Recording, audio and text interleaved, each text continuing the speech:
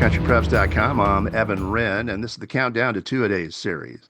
Our daily look at an area football team and the key questions we'll be answering about that team in our August 20th preseason preview here at BigCountryPreps.com. I'm with my partner, Dan Youngblood, via Zoom. And Dan, tonight we're talking about a team that went all the way to the state championship game last year, the Stamford Bulldogs. Yeah, and this was one where reading the tea leaves, you knew they were going to have a special season last year, and they did. They lived up to every expectation they could have possibly had for that group, but they lost 20 of their 33 lettermen from last year's team to graduation, only returned two offensive and six defensive starters. So there's a lot of questions to answer for Coach Wayne Hutchinson and the Stanford Bulldogs this year. We'll get into a few of those here in a little bit, but this is one of those programs that's always interesting to talk about, and I'm excited to jump into it here in a little bit. All right, and before we do that, we want to remind you folks to please hit the subscribe button on YouTube. It's free. And then also hit that little bell so that you'll get notifications on YouTube each and every time that we come up with a new video that we post there.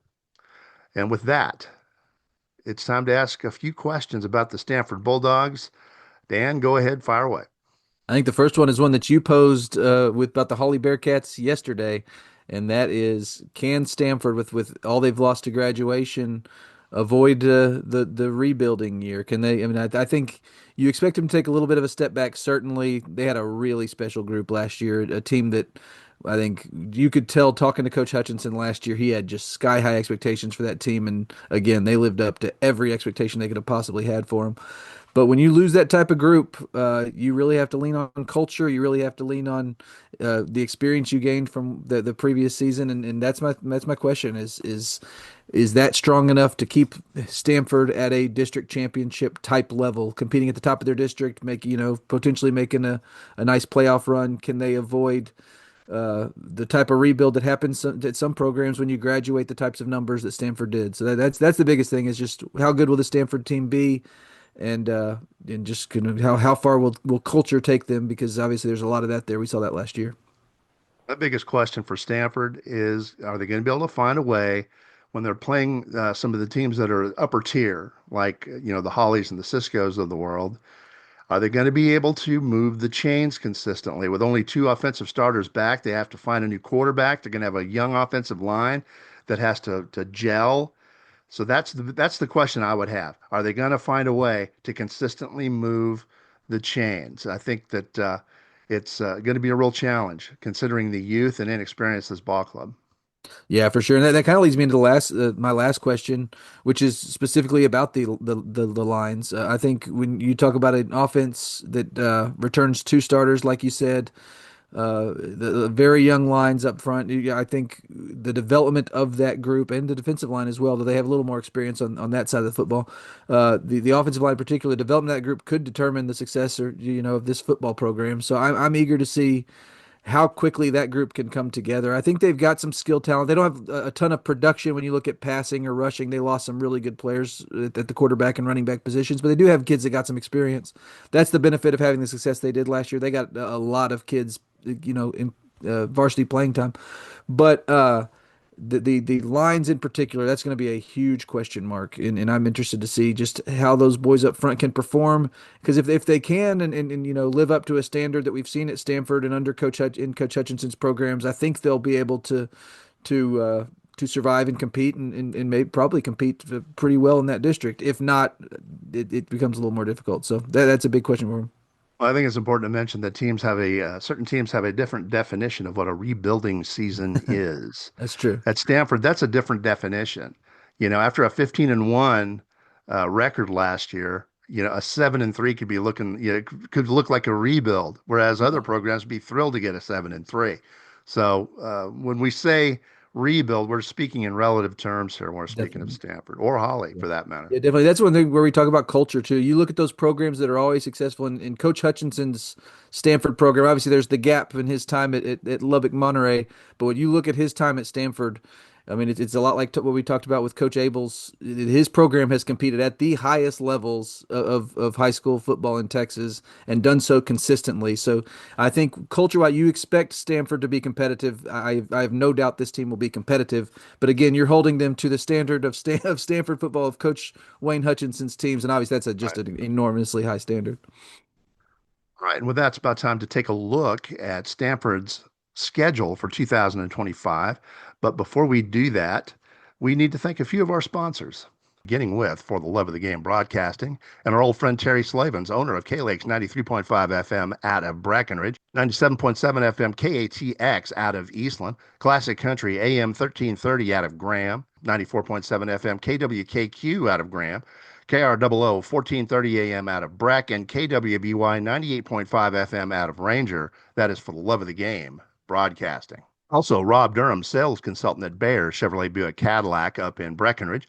If you're in the market for a new vehicle or a used vehicle, call Rob. He's one of the nicest guys you'll ever want to meet. Give him a shout at 254 559 2266. That's Rob Durham up at Bear Chevrolet Buick Cadillac in Breckenridge.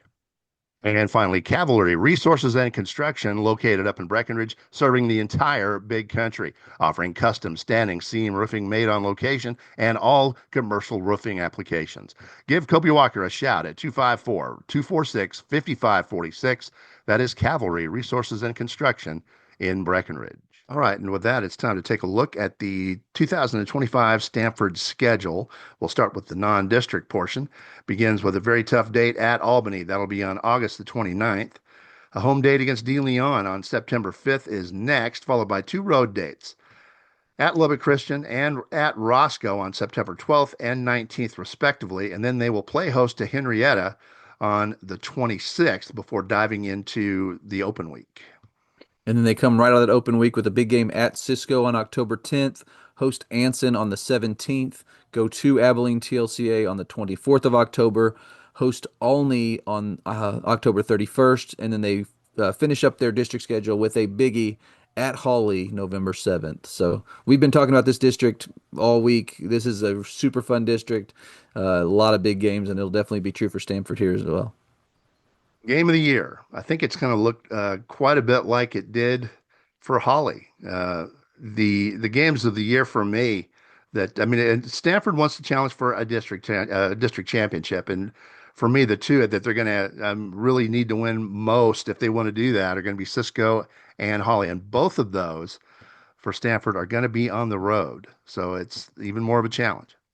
Yeah, I mean, I think the Holly game at the end of the schedule jumps out just because that's been such a really good series for a long time. And then those first two right off the bat, you go to Cisco on the 10th of October, you host Anson on the 17th.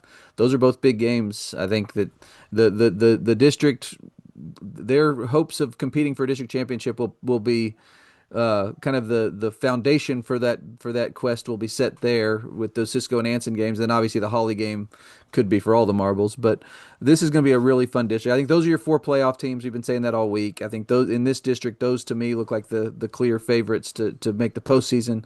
But seeding could go any number of ways, just because I think this district has opened up a little bit with the graduation losses to Stanford and Holly. So if Cisco takes a step forward like we think they may, if Anson takes a step forward like we think they may, it could be some really competitive football in District 4-2 AD1. All right, and with that, it's about time to wrap up this edition of the Countdown to Two-A-Days series, the Stamford Bulldogs. But before we do that, we want to remind you folks that on September the 20th, that's the big day here at BigCountryPreps.com. That's the day we release our annual preseason preview, the most comprehensive look at Big Country and its surrounding area football of any media source, either in the Big Country or statewide for that matter. Columns, predictions, previews of each team that we cover, uh, player features, more than 40 of them. It's going to be loaded, and it's going to be a lot of reading. So spare some time. If for those of you who really like to read about area football, there's going to be a lot of information. So there it is, August 20th. Don't forget, please join us at BigCountryPreps.com. In the meantime, we appreciate you joining us for this episode of our Countdown to Two-A-Day series, and make sure you return tomorrow when we feature the Ballinger Bearcats here at BigCountryPreps.com.